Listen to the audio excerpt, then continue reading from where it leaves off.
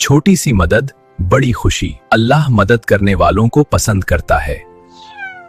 ये कहानी है छोटी सी मदद और बड़ी खुशी की।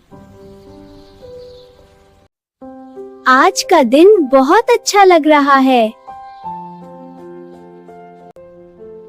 हसन ने देखा कि कोई मदद चाहता है। अंकल, मैं मदद कर देता हूँ।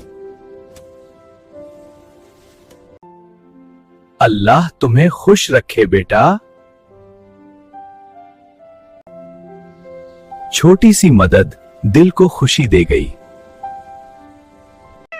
ये आवाज कहाँ से आ रही है? एक छोटी बिल्ली मदद की उम्मीद कर रही थी। डरो मत, मैं हूं ना।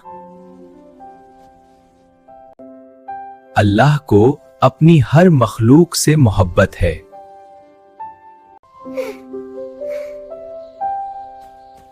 आयशा, क्या हुआ? मेरा खिलौना टूट गया। तुम मेरा खिलौना ले लो। शुक्रिया हसन। जो दूसरों की मदद करता है, अल्लाह उसकी मदद करता है। हसन को याद आया, अल्लाह सब देख रहा है। ए अल्लाह, मुझे अच्छा इंसान बना दो। अल्लाह मदद करने वालों को पसंद करता है।